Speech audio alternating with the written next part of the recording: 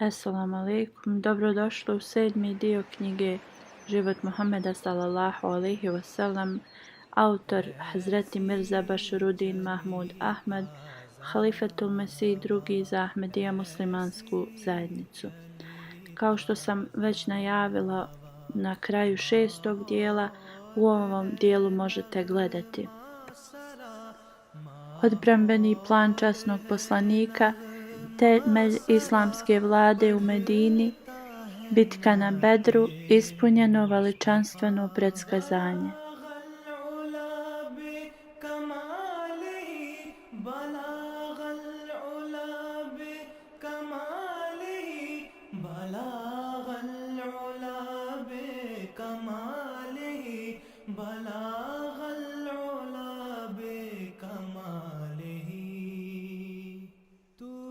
Slijedi priča o odbrambenom planu časnog poslanika sallallahu alejhi ve sellem. Da je poslanik sallallahu alejhi ve sellem stajao po strani i da nije ništa uradio za odbranu Medine, natovario bi na sebe strahovitu odgovornost. Zbog toga je poslanik uveo sistem izviđanja. Poslao je grupu ljudi na mjesta oko Mekke da saznaju za njihove pripreme za rat.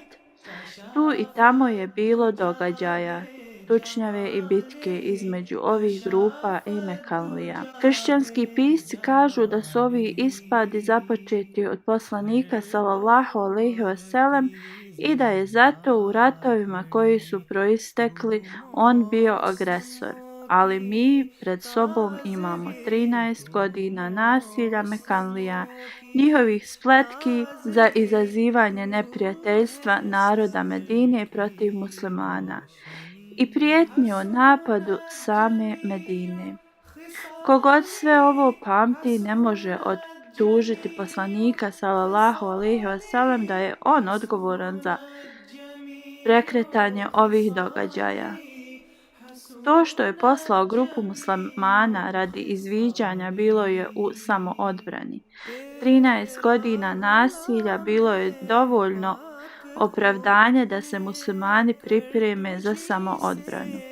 Ako je proizašao rat između njih i njihovih neprijatelja iz Mekke, odgovornost nije ležala na muslimanima. Slabi temelji na kojima danas kršćanske nacije proglašavaju rat jedna protiv druge dobro su poznati.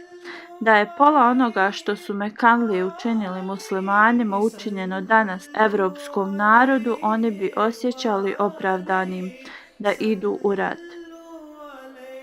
Kad narod jedne zemlje organizuje ubijanje drugog na velikom stepenu, kad jedan narod prisili drugi da napusti svoje domove, zar to žrtvama ne daje pravo da s njima zarate? Otkad su muslimani iselili u Medinu, za njih je bilo dovoljno da na osnovu toga Mekanlijama proglase rat. Ali poslanik sallallahu alejhi ve sellem nije proglasio rat. On je pokazao tolerantnost i ograničio svoje odbrambene aktivnosti na izviđanje. Mekanlije su međutim nastavili ljutiti i uznemiravati muslimane. Oni su huškali narod Medine protiv njih i uplitali se u njihova prava na hodočašće. Promijenili su svoje uobičajene puteve karavana prema Siriji i počeli ići kroz plemenske oblasti oko Medine, da bi ova plemena uzdigli protiv muslimana. Mir Medine je bio ugrožen, tako da je bila razumljiva dužnost muslimana da prihvate ratnu prijetnju koju su Mekanlije 14 godina nabacivali. Niko pod ovim okolnostima ne može sumnjati u pravo muslimana da prihvate ovo nabacivanje.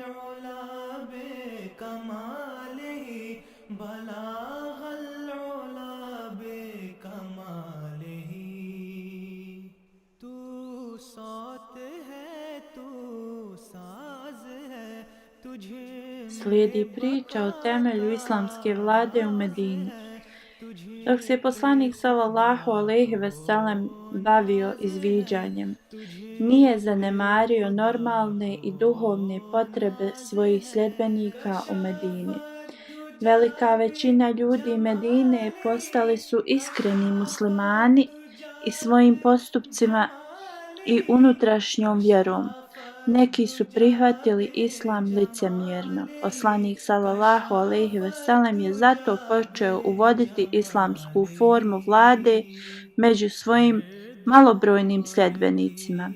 Prije toga Arapi su o svom pravu odlučivali sabljom. Poslanik sallallahu alejhi ve sellem je uveo pravosudni postupak. Određene su sudije da rješavaju žalbe koje su pojedinci ili grupe iznosili jedni protiv drugih. Ukoliko sudija ne proglasi da je žalba pravedna i istinita, ona nije bila priznata. U prethodnom vremenu prije islama ljudi nisu posvećivali pažnju obrazovanju. Poslanik sallallahu alejhi ve sellem je poduzeo korake da unapređuje pismenost i ljubav prema učenju. Od onih koji su znali čitati i pisati traženo je da poduče one koji su bili nepismeni. Nepravda i okrutnost su nestali. Utemeljena su prava žena, bogati su trebali uplaćati za potrebe siromašnih i za popravljanje društvenih udobnosti Medine. Radnici su bili zaštićeni od iskorištavanja. Za slabe i nesposobne nasljednike napravljeni su aranžmani za određivanje povjerenika. Počeli su zapisivati uzimanje i davanje zajmova. Isticana je važnost ispunjavanja svih obećanja i obaveza. Prijestupi počinjeni protiv robova bili su istrijebljeni. Počela se obraćati pažnja na higijenu i javne sanitarije. Uzet je popis stanovništva. Naređeno je da prolazi i ceste budu prošireni i poduzeti su koraci da se održavaju čistim. Ukratko, uvedeni su zakoni za unapređivanje idealnog porodičnog i društvenog života. Primitivnim Arapima su prvi put u historiji predstavljena pravila pristojnosti i uljudnog ponašanja.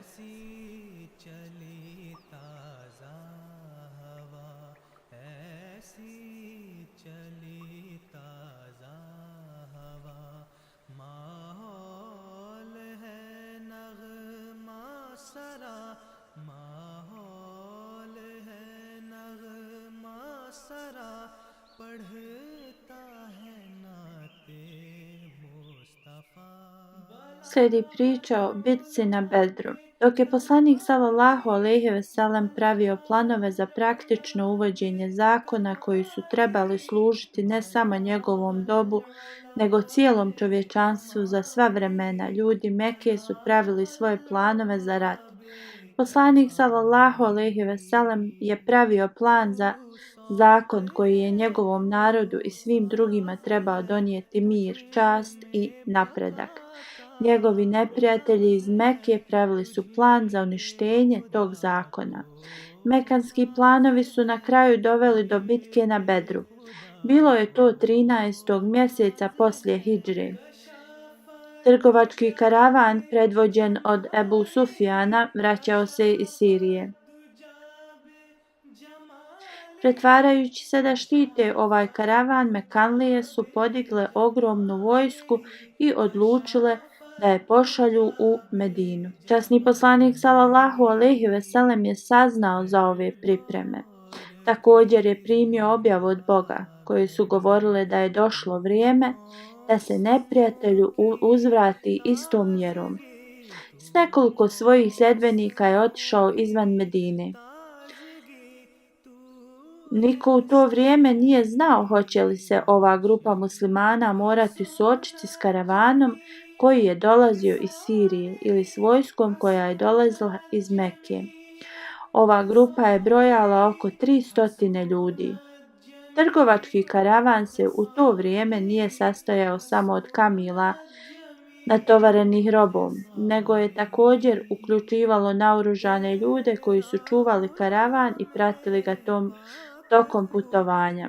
Pošto je postojala zategnutost između Mekanlija i muslimana Medine, mekanske poglavice su počele voditi posebnu brigu o naoružanju pratioca. Istorija bilježi činjenicu od 2 druga karavana koji su kratko vrijeme prije toga prošli ovaj put. U jednom od njih je bilo 200 naoružanih ljudi kao straža i pratioci, a u drugom 300. Pogrešno je ukazivati na to, kao što čine kršćanski pisci, da je poslanik sallallahu alejhi ve sellem uzeo 300 sljedbenika i krenuo da napadne nezaštićeni trgovački karavan. Ovo ukazivanje je štetno i neosnovano. Karavan koji je sada dolazio iz Sirije bio je ogroman i uzimajući u obzir njegovu veličinu i naoružanje i obezbjeđenje za druge karavane, izgleda razumno misliti da je sigurno oko 4 do 500 naoružanih čuvara bilo obezbjeđeno da služi kao njihovi pratioci. Reći da je poslanik sallallahu alejhi ve sellem vodio grupu muslimana od 300 slabo naoružanih ljudi da napadnu tako dobro naoružan karavan u nadi da ga opljačka, krajnje je nepravedno. Samo jaka predrasuda i čvrsto neprijateljstvo protiv islama mogu potaknuti takvu pomisao. Da je ova muslimanska grupa izašla da se suoči s ovim karavanom, njihov poduhvat bi mogao biti opisan kao ratna pustolovina. Iako je to rat u samoodbrani, jer grupa muslimana iz Medine bila mala i slaba naoružana, a mekanski karavan je bio ogroman i dobro naoružan, i zato što su dugo vremena vodili kampanju neprijateljstva protiv muslimana Medine. Zapravo su uvjeti pod kojima ova mala grupa muslimana je krenula iz Medine bili daleko opasniji. Oni su krenuli da otklone smutnju koja je bila raširena među plemenima Medine. Kao što sam rekao, oni nisu znali da li će se suočiti sa karavanom iz Sirije ili vojskom iz Mekke. Kako Kur'an govori, izgleda da je ovo bio Božji plan da se oni suoče s armijom, a ne s karavanom. Njima to nije bilo rečeno na početku, da bi bila pokazana pouzdanost njihove vjere i njihove ogromne iskrenosti. Nakon što su odmakli do neke razdaljine od Medine, poslanik sallallahu alejhi ve sellem im je dao do znanja da će se morati suočiti sa velikom mekanskom vojskom umjesto malim sirijskim karavanom. Do muslimana je stiglo nagađanje o veličini mekanske vojske. Najumjerenije od ovih nagađanja bio je broj od 1000. Svi su bili vješti vojnici, iskusni u ratnoj vještini. Broj onih koji su bili uz poslanika bio je samo 313. I od ovih su mnogi bili nevješti i neiskusni. I većina su bili slabo naoružani. Velika većina njih išli su pješke ili su jahali na kamilama. U cijeloj grupi su bila samo 2 konja. Ova grupa koja je bila toliko slabo opremljena ratnim naoružanjem koliko je bila i nezrela u iskustvu. Trebali su se sukobiti sa silom 3 puta brojnijom, koja se sastojala većinom od iskusnih ratnika. Posve je očito da je to bila najopasnija stvar ikad poduzeta u historiji. Časni poslanik sallallahu alejhi ve sellem nije želio da iko ide u rat protiv svoje volje. On je jasno rekao svojoj skupini da nije više pitanje karavana s kojim se trebaju suočiti, nego mekanske vojske. I njih je pitao za savjet o tome. Jedan za drugim su mekanski sljedbenici ustajali i uvjeravali poslanika sallallahu alejhi ve sellem u svoju odanost i revnost i u svoju odlučnost da se bore sa Mekanskom vojskom koja je došla da napadne muslimane Medine u njihovim kućama. Svaki put kad je poslanik sallallahu alejhi ve sellem čuo mekanske muslimane, tražio je još preporuka i još savjeta. Muslimani Medine su šutjeli. Agresori su bili iz Mekke i mnogi su imali krvne veze s ovim muslimanima koji su sa poslanikom iselili u Medinu. I sad su bili u njegovoj maloj skupini. Muslimani Medine su se bojali da njihova revnost da se bore sa mekanskim neprijateljima ne povrijedi osjećanja njihovih mekanskih braće. Ali kad je poslanik sallallahu alejhi ve sellem insistirao na sve više savjeta, jedan musliman iz Medine ustajao je i rekao: Božji poslaniče, ti imaš potpun savjet koji želiš, ali i dalje pitaš. Možda ti ukazuješ na nas, muslimane iz Medine.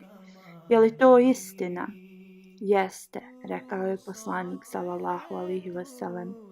Ti pitaš za naš savjet, on je rekao, zato što misliš da smo se mi, kad si ti došao nama, složili da se borimo na tvojoj strani samo u slučaju da ti i tvoji drugovi koji su s tobom iselili iz Mekke budete napadnuti u Medini. No sada izgleda da smo izašli iz Medine i ti osjećaš da naš sporazum ne obuhvata uvjete pod kojima smo se danas našli. No Božji poslaniče, kad smo ušli u taj sporazum, mi te nismo poznavali kako te sad poznajemo. Mi sada znamo koliko visok duhovni položaj ti imaš. Nas nije briga o onome o čemu smo se sporazumjeli. Mi sada stojimo uz tebe. Šta god budeš tražio od nas da radimo. Mi nećemo postupati kao sljedbenici Musa alejselama koji su rekli: idite ti i tvoj Bog i borite se s neprijateljem. Mi ostajemo ovdje iza. Ako se moramo boriti, mi ćemo se boriti i borit ćemo se s tvoje desne strane i s tvoje lijeve strane, ispred tebe i iza tebe. Istina, neprijatelj želi da se domogne tebe, ali mi te uvjeravamo da on to neće učiniti osim da ide preko naših mrtvih tijela. Božji poslaniče, ti si nas pozvao da se borimo. Mi smo spremni da učinimo više. More nije daleko odavde, ako nam narediš da skočimo u njega, mi nećemo oklijevati. Ovo je bio duh predanosti i žrtve koji su rani muslimani pokazali. Naprijed je bio naveden primjer sljedbenika Musa alejselama. Što se tiče sljedbenika Isa alejselama, mi znamo da su oni u sudbonosno vrijeme napustili Isa alejselama. Jedan od njih ga je izdao za nikakvu cijenu, drugi ga je proklinjao, a preostalih 10 su pobjegli. Muslimani iz Medine koji su se pridružili poslaniku sallallahu alejhi ve sellem bili su u njegovom društvu samo 1,5 godinu, ali su stekli takvu snagu vjere da bi se bacili u more ne obazirujući se da je samo poslanik sallallahu alejhi ve sellem naredio. Poslanik sallallahu alejhi ve sellem je prihvatio savjet, no on uopće nije sumnjao u predanost svojih sljedbenika, ali je prihvatio ovaj savjet da se oni slabe vjere vrate, ali uvidio je da se muslimani iz Mekke i Medine nadmeću jedni s drugima u izražavanju svoje predanosti. Jedni i drugi bili su odlučni da neće okrenuti leđa neprijatelju, iako je neprijatelj bio 3 puta brojniji od njih i daleko bolje opremljen, naoružan i iskusan. Oni su radije stavili svoju vjeru u Božja obećanja, pokazali svoje poštovanje za Islam i položili svoje živote u njegovoj odbrani. Uvjeren u predanost muslimana iz Mekke i Medine, poslanik sallallahu alejhi ve sellem je krenuo naprijed. Kad je stigao do mjesta zvano Bedr, prihvatio je prijedlog jednog od svojih sljedbenika i naredio svojim ljudima da se smjeste blizu potoka Bedr. Muslimani su zauzeli ovaj izvor vode, ali je zemlja na kojoj su zauzeli položaj bila sva pjeskovita i zato je bila neprikladna za manevrisanje ratnika. Poslanikovi sljedbenici su pokazali prirodnu zabrinutost zbog ovog nedostatka. Sam poslanik je također bio zabrinut i cijelu noć je proveo učeći dove. Neprestajno je govorio: Moj Bože, na cijelom licu zemlje sada su samo ovi ljudi tebi odani i odlučni da utemelje obožavanje tebe.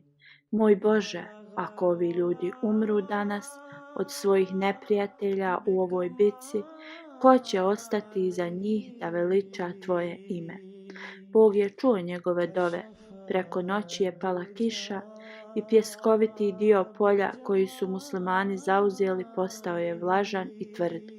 Suhi dio polja koji su zauzeli neprijatelji postao je blatnjav i klizav. Možda su Mekanlije izabrali ovaj dio polja, a drugi ostavili za muslimane jer je njihovo iskusno oko dalo predano suhom tlu da olakša kretanje njihovih vojnika, ali su Božjim pravovjernim postupkom bili potučeni vlastitim oružjem. Zbog kiše koja je pala preko noći polje u posjedu muslimana otvrdlo je, a tvrdo polje gdje su se Mekanlije ulogorili postalo je klizavo.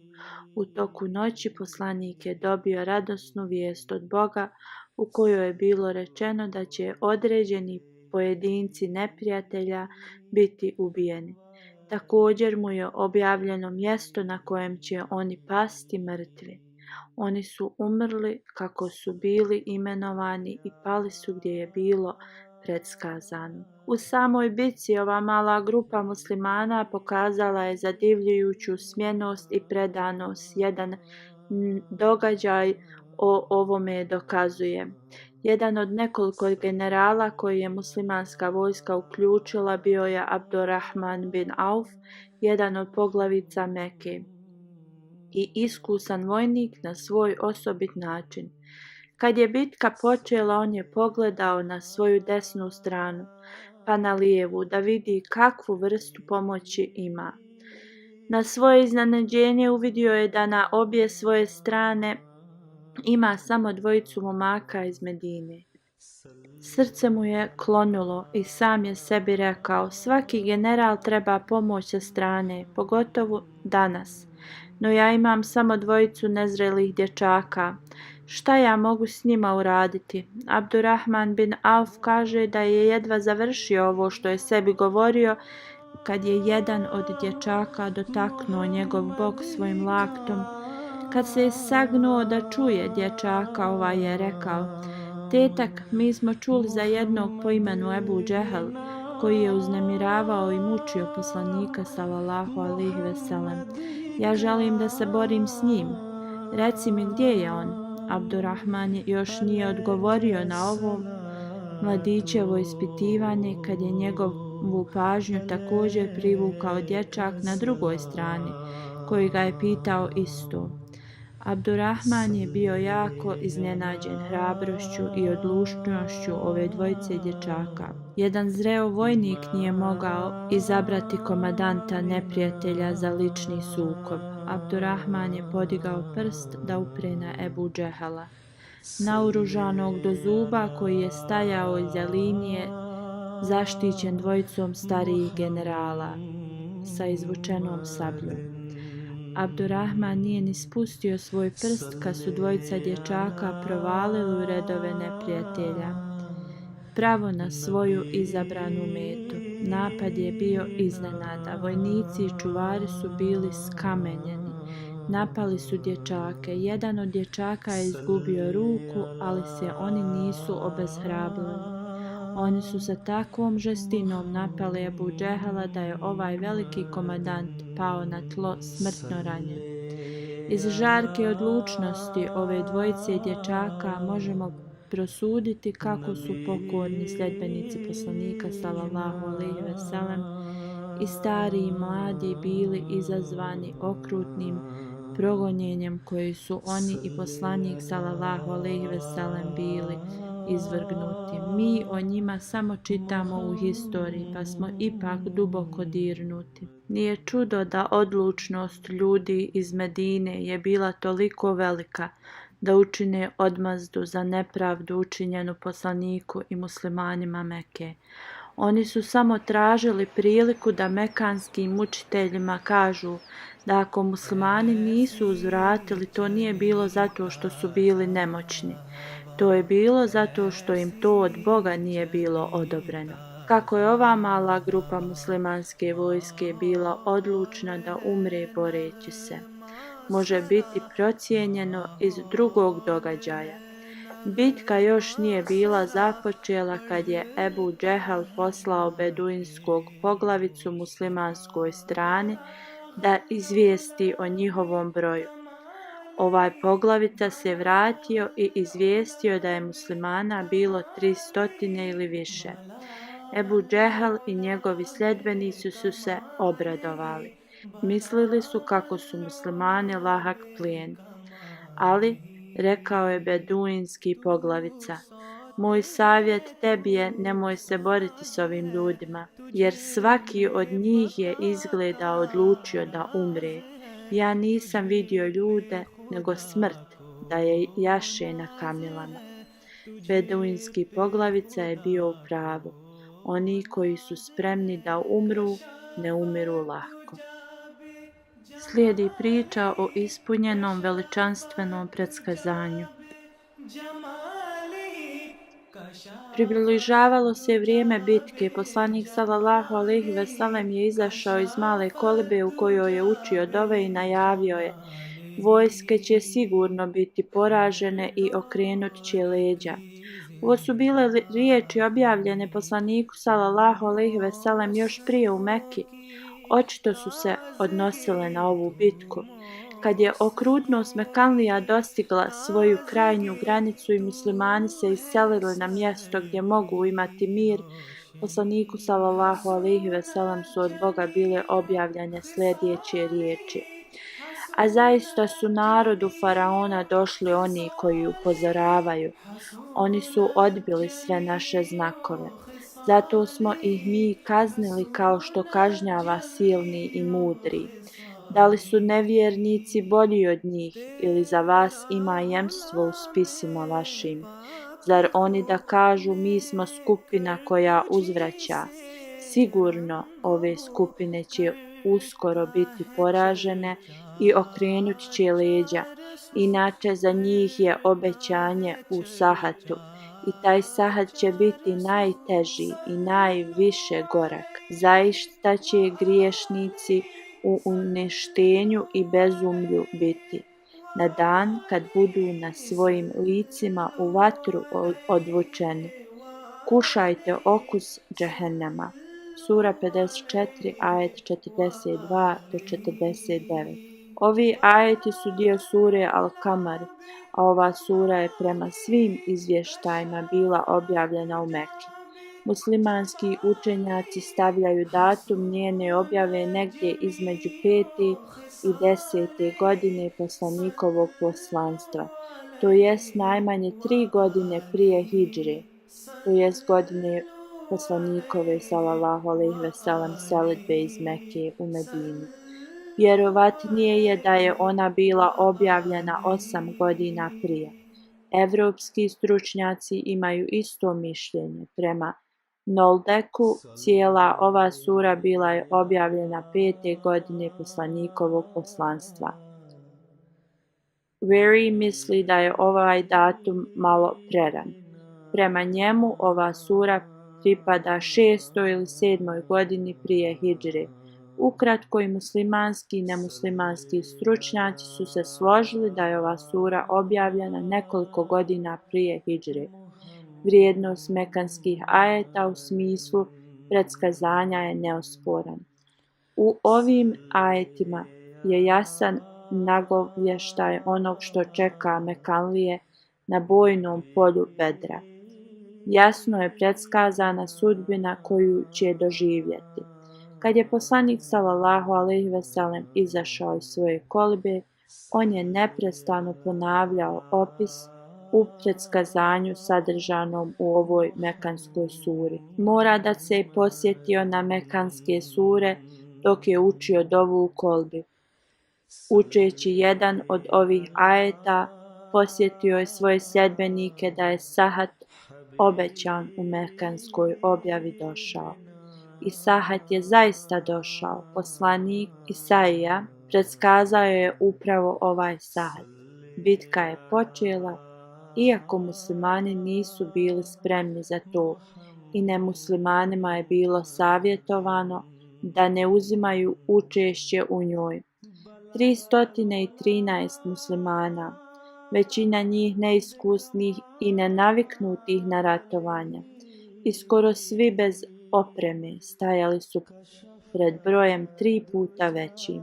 Za nekoliko sati mnoge ozloglašene poglavice Mekke bili su ubijeni, baš kao što je poslanik Isaija predskazao. Mekanska vojska je pobjegla u bijednoj žurbi, ostavljajući za sebe svoje mrtve kao i neke zarobljenike. Među zarobljenicima je bio poslanikov amidža Abbas, koji je uvijek stajao uz poslanika u Meki. Abbas je bio primoran da se pridruži Mekanlijama i bori se protiv poslanika sallallahu alejhi ve sellem. Među zarobljenicima je također bio poslanikov zet Abul As. Među mrtvima bio je Ebu Džehl, glavni komandant mekanske vojske i prema svim izvještajima glavni neprijatelj Islama. Pobjeda je došla, ali je poslaniku sallallahu alejhi ve sellem donijela pomiješane osjećaje. On se radovao nad ispunjenjem Božjeg predskazanja, ponavljanih u toku 14 godina koje su prošle, obećanja koja su također bila zabilježena u nekim ranijim vjerskim spisima. No u isto vrijeme je bio žalostan nad stanjem Mekanlija. Kako su žalostan kraj oni dočekali. Da je ova pobjeda došla nekom drugom, na njegovom mjestu on bi skočio od radosti. No žalostan prizor zarobljenika izazvao je suze u poslanikovim očima i očima njegovog vjernog prijatelja Ebu Bekra.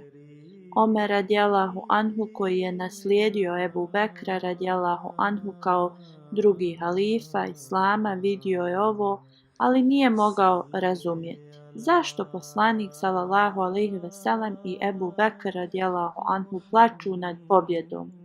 Omer je bio zbunjen. On se usudio da pita poslanika sallallahu alejhi ve sellem: Božji poslaniče, reci mi zašto plačeš kad ti je Bog dao tako veličanstvenu pobjedu? Ako moramo plakati, ja ću plakati s tobom, ili ću bar napraviti uplakano lice. Poslanik sallallahu alejhi ve sellem je pokazao na bijedno stanje mekanskih zarobljenika. Ovo je to čemu ih je neposlušnost Bogu odvela. Poslanik Isaija stalno je govorio o pravdi poslanika, koji je izašao kao pobjednik iz smrtonosne bitke. Ovdje je bio veličanstven prikaz o ovome. Na povratku u Medinu poslanik sallallahu alejhi ve sellem se jedne noći odmorio na putu. Predani sljedbenici koji su ga gledali mogli su vidjeti kako se prevrtao s jedne strane na drugu i nije mogao spavati. Uskoro su pretpostavili da je to moglo biti zato što je čuo stanje svog amidžija Abasa, koji je ležao u blizini, čvrsto vezan kao ratni zarobljenik. Oni su olabavili okove na Abasu i on je prestao ječati. Pošto više nije bio uznemiren njegovim ječanjem, poslanik sallallahu alejhi ve sellem je zaspao. Malo kasnije se probudio i pitao se zašto više ne čuje Abasovo ječanje. Gotovo da je pomislio da se onesvijestio, ali su mu drugovi koji su čuvali Abasa rekli da su olabavili okove Abasu da bi on, poslanik sallallahu alejhi ve sellem, nesmetano zaspao. Ne, rekao je poslanik, ne smije biti nepravde. Ako je Abbas moja rodbina, drugi zarobljenici su rodbina drugima. olabavite okove na svima njima ili privežite jače okove na Abasu također. Drugovi su čuli ovo upozorenje i odlučili da olabave okove na svim zarobljenicima i da sami snose odgovornost za njihov siguran nadzor. Onim zarobljenicima koji su bili pismeni obećana je sloboda ako se svaki obaveže da će opismeniti 10 dječaka iz Medine, da će ovo biti njihov otkup za slobodu. Oni koji nisu imali nikoga da plati otkup za njih dobili su slobodu bez naknade. Oni koji su mogli priuštiti da plate otkup bili su oslobođeni nakon što su ga platili. Oslobađanjem zarobljenika na ovaj način poslanik sallallahu alejhi ve sellem je dokrajčio okrutnu praksu pretvaranja ratnih zarobljenika u robove. Stigli smo do kraja i ovog dijela. U narodnom dijelu gledat ćete bitka na Uhudu, pobjeda preokrenuta u poraz, glasine o poslanikovoj smrti stigle u Medinu, zabrana alkohola i njen efekat. Hvala vam još jednom. Assalamu alaikum wa rahmatullahi wa barakatuhu.